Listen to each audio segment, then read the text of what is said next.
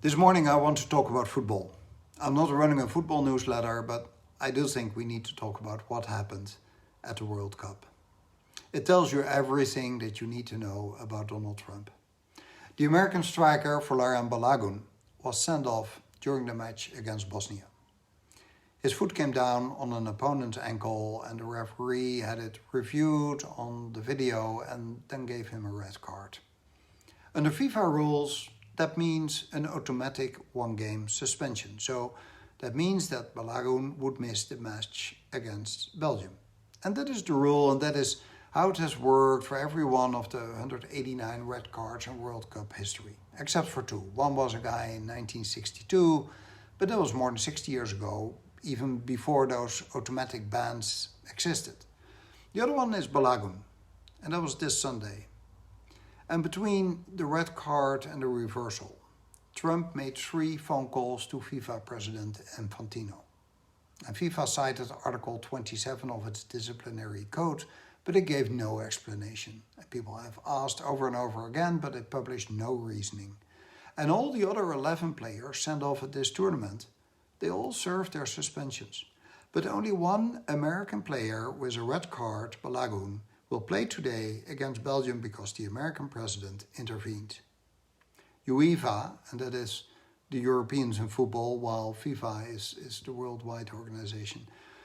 UEFA called the decision unprecedented, incomprehensible, and unjustifiable. Norway's coach said it was a bad decision. I think he said 5 times bad, and it will hurt the World Cup. Belgium's coach said that he did not know that July 5 was April Fool's Day in America. I've worked for decades in international diplomacy, and whatever the issue was that we worked on, the whole point was always that the rules apply equally to everyone. And when they stop applying equally, you no longer have rules. You have a circus with a clown.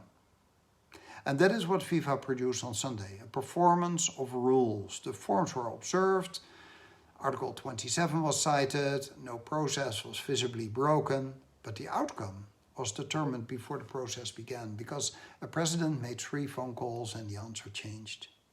And those of you who have read what I published yesterday as part 5 of the Strongman's Playbook in the Planet newsletter will remember it is about how authoritarian leaders weaponize legal institutions while keeping their outward form, Article 27 or whatever you're working on.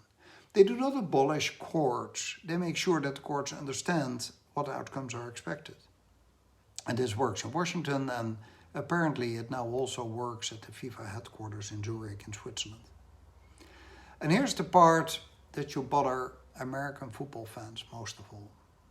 If the United States advances, if they reach the semifinals, or even if they win the whole tournament, none of it will be clean. The victory will always be remembered as a dirty one. Not because the players cheated, because their president did something for them that no president has ever done or should ever have done at a World Cup. And everyone knows it. And nobody will ever forget. Norway's coach said, even if they win, the game will always have this bad thing about it. And that's what Trump has given the American team. It's not a gift. He's given the team a stain, a dirty one, a stain like one of those that you can't remove, ever. Trump touches everything and makes everything toxic. A tournament that was going well, generating real excitement, that gave real pride among Americans for a team that had earned its results on the pitch, a team that rightfully was gaining fans and admirers outside of its own borders. And now, after a phone call, it's all under a cloud. That is the story. It's not the red card, it's not a rule.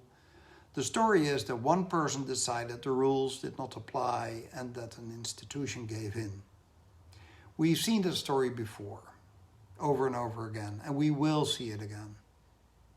Now, today the NATO summit opens in Ankara, and I'll have more on that soon, and you might claim it's much more important. But today, the question is simple. What is sport worth if the outcome can be adjusted just by a phone call? And there's much more in this morning's Morning Compass. I'll attach the link to it below. And oh yeah, don't forget to like this video and to share it, and especially to subscribe.